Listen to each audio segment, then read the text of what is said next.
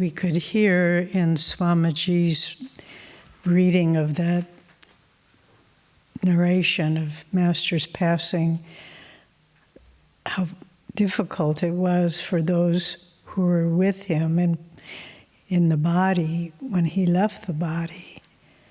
But for us who in this lifetime were not with him in the body, it's almost the reverse. Because Mahasamadhi, the great samadhi, the great merging with God, for us is an affirmation that he's not limited by the body. We've been with him before. We may be with him most likely again. I would say definitely again. I won't qualify that. And it's, as I say, it's an affirmation of, Master, you have always been with us. Whether you have a body, whether we were in Spain or England or in the Battle of the Mahabharata, it doesn't matter. Those lifetimes are just little chapters in a long, long tale of our souls moving to God through the grace of Yoganandaji. Devarshi, Nayaswami Devarshi recently sent us an amazing story that took place, that happened to one of Master's direct disciples. Some of you may have met him. Swami actually was the one who invited him to be a monk at Mount Washington, Brother Turiyananda. And Turiyananda, he was originally from Switzerland, and he had read Autobiography of a Yogi. This wasn't what Devarshi wrote, I'll come to that.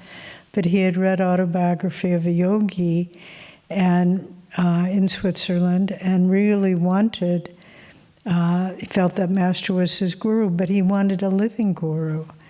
And so at this time, one of the great saints of modern India, Swami Ramdas, not the Ramdas, the American Richard Alpert, but Swami Ramdas, who wrote In the Vision of God and The Quest of God, if you're familiar with those books. But he went to hear a lecture by Swami Ramdas, and afterwards he knelt at his feet and he said, "Will you be my guru?" And Ramdas said, "Oh no, I'm not your guru, Yoganandaji is your guru." And Turiyananda replied, "But he's dead. I want a living guru." And Ramdas said, "Oh, no, you're dead. He's living." And so that's really what's happening now, that Master is more alive, I would say, for us than maybe for many of the people who were with him in the body. Master said at Mount Washington it was like a revolving door in Master's lifetime. People would come and go and come and go and not really understand who he was.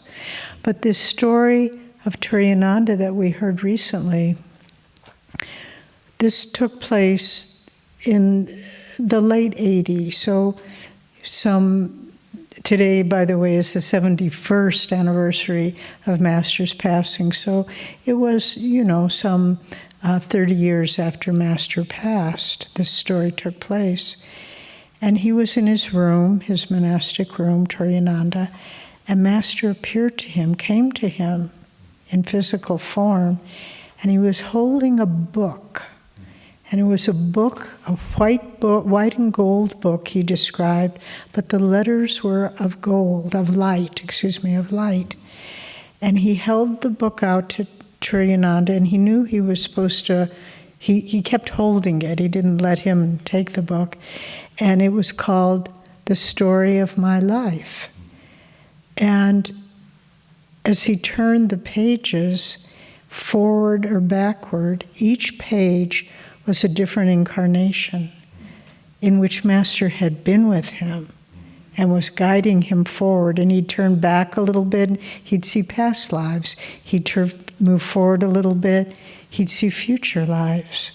But in all of them, past and obviously present and future, Master was always there, guiding him. And this is very important for us to remember, because we can't think of Master in the past. He's very, very much with us now, and he knows everything we're going through, and he's trying to help us through it all, and very much alive. And our job is to stop holding him at a distance and saying, oh, well, you know, you lived in Los Angeles, you had these disciples, you wrote this book. No, he's in our meditation room every day. He's in our Kriya practice, morning and evening. He's there every time we read the autobiography. He's there every time we stumble and fall. Who do you think picks us up? You think we could get up by our own efforts? Not at all. It's that living presence, and that's why we celebrate the Mahasamadhi, because he was freed from time and space and becomes omnipresent and eternal. And with us, very much. You know, in that vision Master had in the storeroom at his Ranchi school, I love that chapter where it starts off, Americans, these must be Americans. And he saw Western faces, all races, all colors, all people of the West. And he knew God was calling him. Well, put yourself amongst those Western faces. You were there. He saw you, and he came for you. And as I say, in some ways, there's the challenge of saying, well, it happened in the past, but there's also the wonderful opportunity to say, no, he's not in the other room. He's not in Los Angeles. He's right here, right now.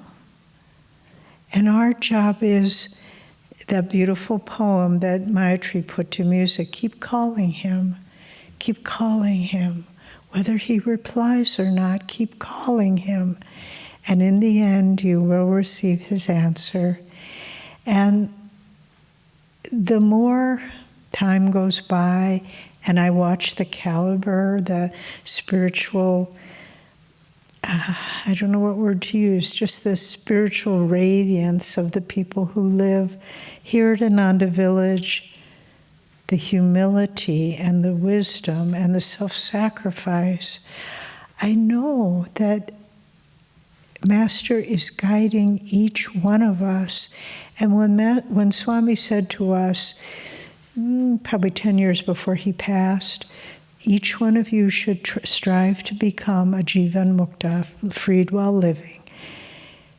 He wasn't just saying that to set an impossible goal for us. He was saying, this is your destiny, and don't sell yourself short. Go for it. And because Master is here with you. He is here with us. He's in this room. There was that wonderful quote where Master said, I will come again, and I will sit in the back of the church, and you won't see me, you won't recognize me, but I will see all of you. And whenever I come into this beautiful temple that God gave us, I try to imagine that he's sitting in the back of the room. And maybe we can't see him, but he sees us, always. And so as we celebrate his Mahasamadhi, this was his gift to all of us who it was not our karma to be with him in the body in this lifetime. But as Jyotish said, and it was an interesting thought, I hadn't ever quite thought of it that way, that Swami was the farthest extension of Master's work. And that's why we came. Not to sit necessarily at the Guru's feet, but to do his mission in the world. And that's what we're doing beautifully. And we must continue to do it and share Master's light with all of the souls that he came to the West to bring to God and throughout the world. And it's so heartening when we go to Assisi or to India, I remember some years ago, just after the war between Croatia and Serbia, we went to the Ananda meditation group in Croatia, and they were singing Master's chants in Croatian that they had translated. It was so beautiful. Of course, that was a very unfamiliar language to me, but you could feel it's the same. It's all the same. Whatever language we speak, whatever culture we come from, race, religion, none of it matters. All that matters is that deep, deep yearning to draw Master as a living reality into his life, into our life. And so with his Mahasamadhi, that's our opportunity. Let's carry it with us, not just tonight. On the 9th, it's Master's, or Sri Yukteswar's Mahasamadhi. Curious that they both passed in such close proximity. I don't think anything in their lives is by chance. But let's try to carry with us in the days and weeks and even months ahead the thought that you left this body so that you could be even more with us. And you are more with us.